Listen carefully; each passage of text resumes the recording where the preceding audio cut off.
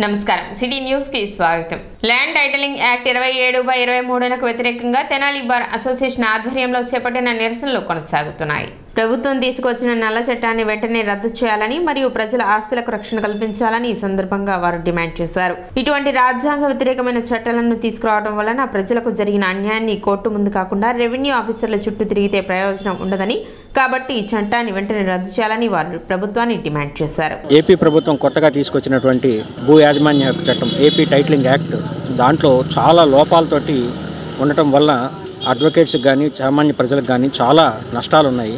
దీంట్లో ముఖ్యంగా చెప్పాల్సింది ఏంటంటే, భూమికి సంబంధించినటువంటి ఎటువంటి సమస్య అయినా ఉత్పన్నం అయితే కోర్టుకు వెళ్ళి మన సమస్య పరిష్కరించుకునే అవకాశం లేకుండా కోర్టు పరిధిలోంచి తీసేయటం అనేది దారుణం. ఎక్కడైతే సమస్యలు ఉత్పన్నమవుతున్నాయో రెవెన్యూ డిపార్ట్మెంటు, ఆర్డీఓ డిపార్ట్మెంట్స్ నుంచి ఎక్కడి నుంచి వస్తున్నాయో మళ్ళీ వాళ్ళ పరిధిలోనే ఈ కేసులు పరిష్కరించాలి అని అంటే సమస్యలు ఇంకా పెరుగుతాయో తప్ప ఎటువంటి సమస్య పరిష్కారం కాదు. సో ఈ కోర్టు పరిధి తీసేయటం అనేది ఒకటి, రెవెన్యూ అధికారులకే అధికారాలు ఇచ్చి నిర్ణయించడం అనేది మరీ దారుణమైన వ్యవహారం. వీటి వల్ల ప్రజలందరూ కూడా భవిష్యత్తులో ఈరోజు ఒక భూమి యజమాని దాన్ని తాకట్టు పెట్టాలంటే టైటిలింగ్ ఆఫీసర్ దగ్గర నుంచి పర్మిషన్ తీసుకోవాలంట, ఎన్ఓసి. అదేవిధంగా అమ్ముకోవాలంటే కూడా ఎన్ఓసి తీసుకోవాలంట. ఇవన్నీ ఎంత నష్టదాయకమో మనం ప్రాక్టికల్గా ఆల్రెడీ చూస్తూనే ఉన్నాము. ఈ రోజున రిజిస్ట్రేషన్ ఆఫీస్లో దీనికోసమే మన ఆస్తిని రిజిస్ట్రేషన్ చేసుకోవడం కోసమే రకరకాల ఇబ్బందులు పెడతా ఉంటారు, డబ్బులు మారుతూ ఉంటాయి. ఈరోజు పైగా టైటిలింగ్ ఆఫీసర్ని యొక్క క్వాలిఫికేషన్స్ కూడా నిర్ధారించబడలేదు. ఏ వ్యక్తి అయినా దాంట్లో రావచ్చు అంట. కాబట్టి జనరల్గా పొలిటికల్ ఇన్ఫ్లుయెన్స్ ఉండే అవకాశం ఉంది. ప్రతిదాన్ని డబ్బు చేసుకునే వ్యవహారాలు ఈ రోజుల్లో మన నాయకులు చూస్తున్నారు. కాబట్టి ఇది తీవ్రంగా ప్రజల హక్కులకు భంగం కలుగుతుందని చెప్పి భావిస్తున్నాం. కాబట్టి ఈ చీకటి చట్టాన్ని వెంటనే రద్దు చేసే వరకు మేము ప్రతి నెల మొదటి తేదీన జీతాలు చెల్లించాలని, ఉద్యోగికి రావాల్సిన ఆర్థిక బకాయిలను విడుదల చేయాలని యూటీఎఫ్ ఆధ్వర్యంలో జిల్లా యూటీఎఫ్ సభ్యులు కలెక్టరేట్ ఎదుట బుధవారం పోరుబాట పట్టారు. ముందుగా మొట్టమొదటి మహిళా ఉపాధ్యాయుని సావిత్రిబాయి పులే జన్మదినోత్సవాన్ని పురస్కరించుకుని సావిత్రిబాయి పులే చిత్రపటానికి పూలమాలలతో ఘన నివాళులు అర్పించారు. అనంతరం పోరుబాటను ఉద్దేశించి గుంటూరు జిల్లా ప్రధాన కార్యదర్శి కళాధర్ మాట్లాడుతూ సిపిఎస్ రద్దు చేస్తామని, సకాలంలో పీఆర్సీ అమలు చేస్తామని, ఉద్యోగులకు రావాల్సిన బకాయిలను సమయానికి వచ్చేట్లుగా చేస్తామని, ప్రతి డిఏ సమయానికి ఇస్తాము అన్న ముఖ్యమంత్రి మాటలు నిజం చేయాలంటూ జిల్లా కలెక్టరేట్ల వద్ద పోరుబాట చేపట్టడం జరిగిందన్నారు. జిల్లా అధ్యక్షురాలు ఆదిలక్ష్మి మాట్లాడుతూ ప్రతి నెల మొదటి తేదీనే జీతాలు చెల్లించాలంటూ డిమాండ్ చేశారు. పోరుబాట నిర్వహిస్తున్న జిల్లా కలెక్టరేట్ వద్దకు యూటీఎఫ్ రాష్ట్ర అధ్యక్షులు ఎన్ వెంకటేశ్వర్లు విచ్చేసి మద్దతు తెలిపారు. పోరుబాట కార్యక్రమంలో PSLN Malleswararao, K Sambasivarao, S Basaveswararao, Pradeep Chand, UTF జిల్లా కార్యవర్గ సభ్యులు పాల్గొన్నారు. ఈ రోజున రాష్ట్ర వ్యాప్తంగా కూడా కలెక్టర్ కార్యాలయాల వద్ద యూటీఎఫ్గా 12 గంటల ధర్నా కార్యక్రమానికి పిలుపునివ్వడం జరిగింది. దానిలో భాగంగా గుంటూరులో కూడా 12 గంటల దీక్ష అనేది కొనసాగుతూ ఉంది. సుదీర్ఘకాలంగా పెండింగ్లో ఉన్నటువంటి వేల కోట్ల బకాయిలు, ఇలా పిఎఫ్ అయితేనేమి, ఏపీజెల్ అయితేనేమి, ఎర్రన్ లీవ్స్ అయితేనేమి, మెడికల్ లీవ్లు అయితేనేమి, ఈ బిల్స్ అన్నీ కూడా ప్రభుత్వం మేము దాచుకున్నటువంటి డబ్బులు కూడా మాకు ఇచ్చే పరిస్థితి లేకుండా వాటిని ఏం చేస్తుంది అనేది మేము ప్రశ్నిస్తూ ఉన్నాం. ఎందుకు మా డబ్బులు మాకు ఇవ్వటం లేదనేది కూడా మేము ఈ రోజున ప్రశ్నిస్తూ ఉన్నాం. వెంటనే ఎట్టి పరిస్థితిలో ఏవైతే 20,000 కోట్ల రూపాయలు ఇలా ఉద్యోగులు, ఉపాధ్యాయుల పెండింగ్ బకాయిలు ఉన్నాయో తక్షణం చెల్లించాలి. అనేక అవసరాల కోసం ఇవాళ ఉద్యోగస్తులు తినకుండా దాచుకున్న డబ్బు, అది మాకు ఇవ్వాల్సిన డబ్బుని మీ జేబులో డబ్బు ఇచ్చినట్టుగా ఎందుకు? మరి ఈ ప్రభుత్వం ఏర్పడిన తర్వాత ఉన్నటువంటి పెండింగ్ ఆర్థిక బకాయిలన్నిటి ఉద్యోగులు, ఉపాధ్యాయులకి పెండింగ్ ఉన్నటువంటి బకాయిల అన్నిటి కోసం అనేక రకాలుగా మరి విజ్ఞాపన పత్రాలు ప్రభుత్వానికి అందజేయడం జరిగింది. మరి ప్రభుత్వం నుంచి ఎటువంటి స్పందన లేనటువంటి సందర్భంలో మరి దశలవారీ పోరాటాన్ని ప్రారంభించింది. మరి మొదటి దశగా తాలూకా కేంద్రాల్లో నిరసన కార్యక్రమాలను 6 గంటల నిరసన కార్యక్రమాలను చేయడం జరిగింది. రెండవ దశ కార్యక్రమాన్ని ఈరోజు కలెక్టర్ ఆఫీస్ దగ్గర 12 గంటల నిరసన కార్యక్రమం ఉదయం 10 గంటల నుంచి రాత్రి 10 గంటల వరకు నిరసన తెలియజేసే విధంగా రాష్ట్ర కమిటీ పిలుపునిచ్చిన మేరకు ఆంధ్రప్రదేశ్ ఐక్యోపాధ్యాయ ఫెడరేషన్ ఇక్కడ నిరసన కార్యక్రమాన్ని నిర్వహిస్తూ ఉన్నాము. మరి ప్రభుత్వ ఉద్యోగులు అట్లాగే ఉపాధ్యాయులు వారు మేము దాచుకున్నటువంటి పిఎఫ్ పిల్లల వివాహాల కోసం, లేకపోతే ఇంటి కట్టుబడికి అవసరాల కోసం, ఆర్థిక అవసరాల కోసం మేము ప్రభుత్వం దగ్గర దాచిపెట్టుకున్నటువంటి డబ్బుని మేము మాకు ఇవ్వమని చెప్పి అంగన్వాడీ కార్యకర్తలు, సిఐటియు నాయకులు కలెక్టర్ కార్యాలయం ముట్టడికి పిలుపులో భాగంగా గత అర్ధరాత్రి నుండి ముందస్తు నోటీసులు, అరెస్టుకు పోలీసులు తెరలేపారు. తెనాలి నియోజకవర్గంలోని అంగన్వాడీలకు సిఐటియు నాయకులకు గత రాత్రి ముందస్తు నోటీసులు ఇచ్చి నాయకులను మాత్రం అరెస్టు పేరుతో అర్ధరాత్రి నుండి ఉదయం వరకు ఇంటి వద్ద ఉంచారు. సిఐటియు తెనాలి నియోజకవర్గ కార్యదర్శి హుసేన్ వలీని తెల్లవారుజామున 3 టౌన్ పోలీస్ స్టేషన్ కు తరలించారు. ఈ సందర్భంగా హుసేన్ వలీ మాట్లాడుతూ సిఐటియు నాయకులకు అరెస్ట్ ఏమీ కొత్త కాదని, అరెస్ట్ చేయడం వల్ల తాము వెనక్కి తగ్గేది లేదని, గతంలో అనేక ప్రభుత్వాలతో పోరాటాలు చేసిన చరిత్ర ఉందని, ప్రభుత్వం అంగన్వాడీల న్యాయమైన కోరికలను, జగన్ ఇచ్చిన హామీలను సానుకూలంగా స్పందించి పరిష్కరించాలి తప్ప ఘర్షణ వాతావరణం మంచిది కాదని, ఇలాగే అంగన్వాడీల పట్ల, నాయకుల పట్ల కఠినంగా ప్రభుత్వం వ్యవహరిస్తే తాము కూడా ఎందాకైనా పోరాడతామని తెలిపారు.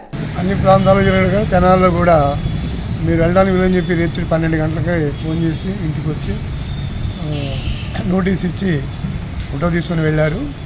అంతేకాకుండా రాత్రంతా ఇంటి దగ్గర కాపలా ఉన్నారు.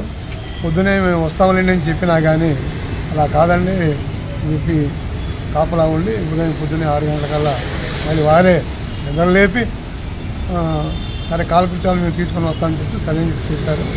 నేను కాలకృత్యాలు తీసుకున్న తర్వాత తీసుకుని చూపించాను. ఇది అంటే ప్రభుత్వం ఎంత దుర్మార్గంగా వ్యవహరిస్తున్నది.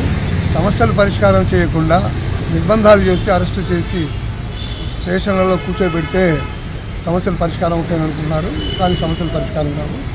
గుంటూరు నగరాన్ని కూడా అష్టదిగ్బంధం చేశారని కూడా తెలిసింది. అష్టదిగ్బంధం చేసినా కానీ కలెక్టర్ కార్యాలయం దగ్గర ఉద్యమం జరిగితే ఎంతమందిని అరెస్ట్ చేసినా, ఎన్ని కేసులు పెట్టినా ఉద్యమం అతను ఆగదు. ఎందుకంటే ఇలాంటి ఉద్యమాలు, ఇలాంటి నిర్బంధాలు మాకేం కొత్త ఏం కాదు. కాబట్టి ప్రభుత్వం తక్షణం పిలిపించి వాళ్ళ సమస్యలు పరిష్కారం చేసే విధంగా చేయాలి. అలా చేస్తేనే దీనికి ప్రభుత్వం అధికారంలో ఉంటుంది. లేకపోతే ఈ ప్రభుత్వాన్ని ఎక్కడికి పంపించాలో అందరికీ తెలుసు. ప్రభుత్వాన్ని వెంటనే ఎక్కడెక్కడ చేసిన వాళ్ళ మొత్తాన్ని విడుదల చేయాలి. అలాగే అంగన్వాడీ కార్మికుల కోరికలు తీర్చకపోతే మాత్రం ఇంక ఉద్యమాన్ని ఉధృతం చేస్తామని చెప్పి ఈ సందర్భంగా తెనాలి పోస్టల్ సూపరింటెండెంట్ గా రవికిషోర్ పదవి బాధ్యతలు చేపట్టారు. బుధవారం విధులలో చేరిన ఆయనకు సిబ్బంది స్వాగతం పలికారు.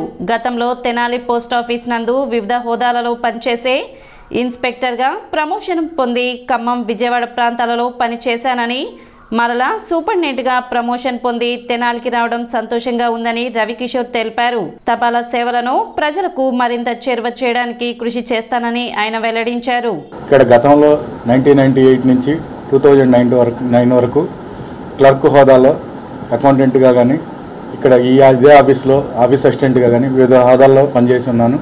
తర్వాత 2009లో ఇన్స్పెక్టర్గా ప్రమోషన్ వెళ్ళి నర్సరావుపేట, ఖమ్మం, ఒంగోలు, విజయవాడ ప్రాంతాల్లో పనిచేసి ఈరోజు సూపరింటెండెంట్గా ఎడహాక్ ప్రమోషన్ మీద ఈరోజు మళ్ళీ సొంత డివిజన్లో తెనాల్లో సూపరింటెండెంట్గా రావడం అనేది నాకు చాలా సంతోషంగా ఉంది. ఇక్కడ నేను ఛార్జ్ తీసుకున్న తర్వాత మన తపాలా సేవలను ప్రజల్లోకి విస్తృతంగా తీసుకెళ్ళి ప్రజలకు మరింత చేరువుగా ఈ తపాలా సేవలను అనేది చేరువ చేయడానికి నా వంతుగా నేను కృషి చేస్తానని చెప్పి ఈ తెనాలి డివిజన్ అందరికీ, ప్రజలందరికీ నేను పారిశుద్ధ్య కార్మికుల సమ్మెలో భాగంగా పారిశుద్ధ్య పనులు చేస్తున్న ప్రైవేట్ వ్యక్తులను ఎక్కడికక్కడ మున్సిపల్ కార్మికులు అడ్డుకున్నారు. చెత్త సేకరిస్తున్న వాహనాలకు అడ్డుగా కూర్చొని నిరసన వ్యక్తం చేశారు. అడ్డుకున్న మున్సిపల్ కార్మికుల అధ్యక్షురాలిని పోలీస్ స్టేషన్ కు తరలించారు. కార్మికుల న్యాయమైన కోరికలను నెరవేర్చాలని డిమాండ్ చేశారు. ఉదయం నుండి మున్సిపల్ కార్మికులు నిరసన చేస్తే తెనాలి పట్టణంలో ప్రైవేట్ వ్యక్తులు చెత్త సేకరించడాన్ని వ్యతిరేకిస్తూ వాహనాల ముందు బైఠాయించి నిరసన వ్యక్తం చేశారు. పోలీసులు, మున్సిపల్ అధికారులు కార్మికులను అడ్డుకోవడంతో ఇరు వర్గాల మధ్య వాగ్వివాదం చోటు చేసుకుంది. నిరసన చేస్తున్న కార్మికులను పోలీస్ స్టేషన్ కు తరలించారు. తామేమీ గొంతెమ్మ కోరికలు అడగటం లేదని, సమాన పనికి సమాన వేతనం మాత్రమే అడుగుతున్నామని, ప్రభుత్వం తమ పట్ల సానుకూల దృక్పథం కాకుండా కఠినంగా వ్యవహరిస్తుందని, తమను భయపెట్టడానికి అరెస్టులను తెరలేపారని, ఎన్ని అరెస్టులు భయభ్రాంతులకు గురిచేసినా వెనకడుగు వేయమని, ఇప్పటికైనా తమ డిమాండ్లు పరిష్కరించాలని, లేని పక్షంలో మరింత ఉధృతం చేస్తామని కార్మికులు హెచ్చరించారు.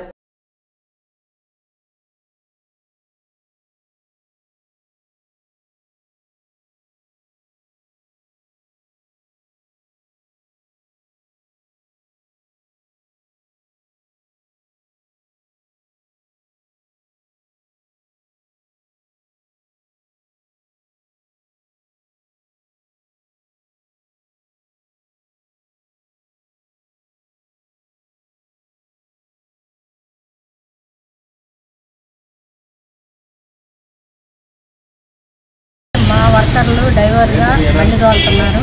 బండి తోలుతుంటే మనం సమ్మెలో ఉన్నాం కాబట్టి మనం పని చేయకూడదు కాబట్టి మీరు కూడా టెంట్ కిందకి రమ్మని ఒక కార్మికురాలు నేను ఇద్దరం వెళ్ళి ఆ ఇద్దరు కార్మికులను తీసుకొచ్చి టెంట్లో కూర్చోబెట్టి రాత్రి కానిస్టేబుల్ వచ్చేసేసి మీకు మున్సిపల్ కమిషనరు మీ మీద కేసు పెట్టారు, మీరు అసహ్యంగా మాట్లాడారంట అని చెప్పేసి కమిషనర్ గారు మీ మీద కేసు పెట్టాడమ్మా, మీరు ఉదయం 6 మీరు స్టేషన్కి హాజరవ్వాలని చెప్పడం జరిగింది. పొద్దున అదే వర్కర్లని బెదిరించి తీసుకొచ్చి ట్రాక్టర్ ఎక్కిస్తే మన వర్కర్లు మొత్తం పోయి ట్రాక్టర్కి అడ్డంగా కొనుక్కొని ఉంటే ఇట్లా ఎన్నాళ్ళు చేస్తారు మీరు చేయటానికి వీల్లేదని చెప్పేసి మమ్మల్ని నిర్బంధం చేసి కానిస్టేబుల్ ఎస్ఐ గారు తీసుకొచ్చేసి నన్ను ఈరోజు పోలీస్ స్టేషన్లో కూర్చోబెట్టడం జరిగిందండి. మేము కనీస వేతనం మాకు ఇప్పుడు ఇచ్చేది 15,000 రూపాయలు.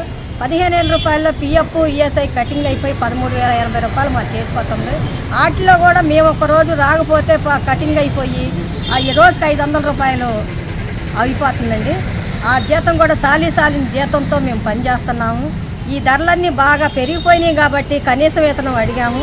మా హక్కులు మేము అడుగుతాం, మేము తప్పు అని చెప్పేసి ఈరోజు మున్సిపల్ కమిషనర్ మమ్మల్ని నిర్బంధం చేసి పోలీసులను పెట్టించేసి మమ్మల్ని ఇక్కడ కూర్చోబెట్టి.